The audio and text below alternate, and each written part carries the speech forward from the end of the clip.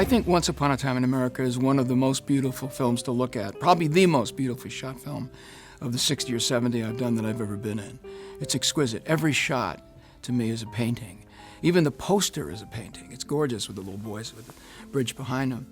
But Sergio was very quiet, and Tonino did all the screaming. And Tonino would scream in Italian, and Sergio would go, yes, let's do it again. And when he wasn't getting it, he would just, like most European directors, they wait you out. They don't direct you. They just wait until you get tired of acting, and you start behaving naturally. And they start getting the performance they want. Will you crawl back and tell them we don't want you in with us? Our fight's got nothing to do with liquor and prostitution and dope. What was really exciting was we shot the old New York stuff in Canada, in Montreal, with a section of Montreal that's spectacularly beautiful and old. Then we went over and did the interiors at Cinecittà, which was the great studio in Italy, where all the great big Italian films had been done.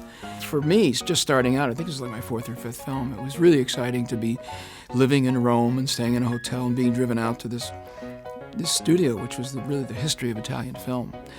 I had been up rather late one night, and there's a scene in the film where I'm in the hospital. I've been shot, and so they had me in the bed, and we're all working, and I'm lying in the bed, and we were talking, and then all of a sudden I feel somebody's arm on my shoulder, shaking my shoulder, and I look up, and it's Bob De Niro saying, hey. I go, hey, what's up? He goes, you want to say your line? We rolled, and we're shooting, and you were asleep, so you want to join us? I was like, I'm sorry. So I had fallen asleep in the midst of the scene, but I attribute that to an actor who has extraordinary relaxation abilities. One of the other stories I will tell you is this. In one scene, Richie Bright is the actor, and he sprays me with gasoline. I'm tied in a bin in a horrible place. And then he starts asking me questions, and he's lighting matches. But what I didn't realize was, and I said, why don't you put seltzer water in it so I get an uncomfortable feeling when it goes on my face and up my nose. But then I realized that the hose that they were using had recently held a lot of gasoline.